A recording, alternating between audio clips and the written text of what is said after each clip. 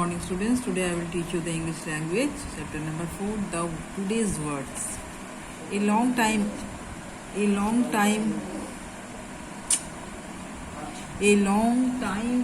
ago, a man named Chimchong Gaspier was standing on the bank of the great Irrawaddy river, minding his own business and sharpening his weapons. A prawn, irritated by his stomping around, beat him in the leg. बहुत दिन आगे एक नाम था चेमचोंग गैस्पियर.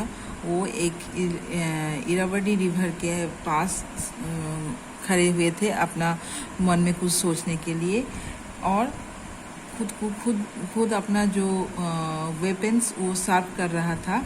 ये देखो इसका जो वेपन्स है वो शार्प कर रहा था. बट ये prawn irritated by his stomping around. ये प्रॉन, ये देखो ये प्रॉन एक इंसेक्ट्स है, वो उसको बहुत इरिटेटेड कर रहा था. Beat him in the leg, और लास्ट ऑफ ऑल उसका लेग पे बीट कर दिया. तो चेमचोंग गैस्पियर yelled and lift up in the hair. तो इसके बाद वो क्या किया, उसको जो बीट करने के बाद वो एयर पे जंप कर गया. He could not see the prawn.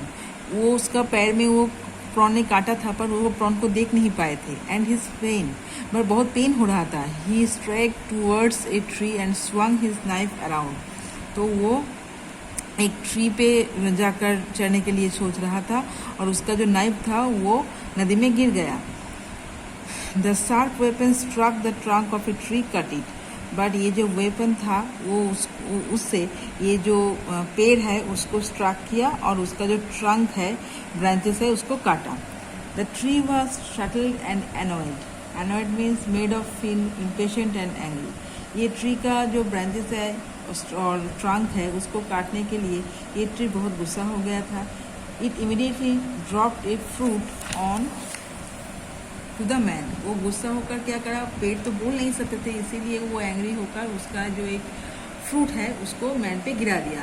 But चेमचोंग गैस्पियर was still leaping around from one foot to the another. The fruit missed him and hit a cock walking by. But तभी भी उसको कुछ समझ में नहीं आया और वो काटते ही रह गया. तब वो फ्रूट भी मिस हो गया और वो चला गया. The confused cock was not pleased at all. But वो जो कॉक गिरा था वो एकदम प्लीज नहीं हुआ. It looked at the tree and noted its size. तो ये ट्री ने देखा और इसका जो साइज था कॉक का वो नोटिस किया. It was afraid to attack this great tree, so instead this strutted at a nest of ants who were busy with their works. तो इसीलिए ये जो ग्रेट ट्री था, बड़ा वाला पेड़ था, ये बहुत भयभीत हो गया क्योंकि वो उसको अटैक कर सकते हैं इसीलिए. सो उसका अंदर जो नेस्ट था, एंड्स का जो पिपरा होता है उसका जो नेस्ट था वो बहुत ही बिजी था उसके वर्क में, उसके काम में. The ends had plenty of work already. ये जो पिपरा होता है ये बहुत काम करता है. The last thing they wanted to do was reveal their nest. और लास्ट ऑफ ऑल वो क्या करना चाहते थे, उसका जो नेस्ट था, जो आश्रय था, उसको फिर से बनाना चाहते थे.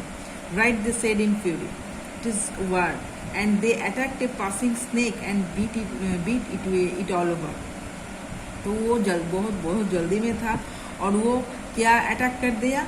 ये जो देखो पिपरा जो है वो ट्री के पास से एक स्नेक जा रहा था और इतना हरी में था वो अपने रिबिल्ड करने के लिए अपना नेस्ट को, तो उसको बाइट कर दिया. The snake wriggled even faster and shot straight in the forest nearby and beat a boar. तो स्नेक ने क्या किया, बहुत फास्टली और शॉर्ट स्ट्रेट में नियरेस्ट जो फॉरेस्ट था उसमें चला गया और एक बोर को बीट कर दिया. What on earth did you do for? Grunted irritated boar. तो बोर ने बोला, तुम आर्ट में क्या सिर्फ ये बाइट करने ही जानते हो? Because you were there. तो उन्होंने स्नेक ने बोला क्योंकि तुम वहाँ थे, said the snake. And it hurtled off find some medicinal plants to ease the pain. तो उन्होंने कुछ मेडिसिनल प्लांट्स बोला जो फॉरेस्ट में रहता था जिससे लगाने पे पेन थोड़ा कम हो सकता है, तो उसको कुछ लगाने के लिए बोला. So thank you.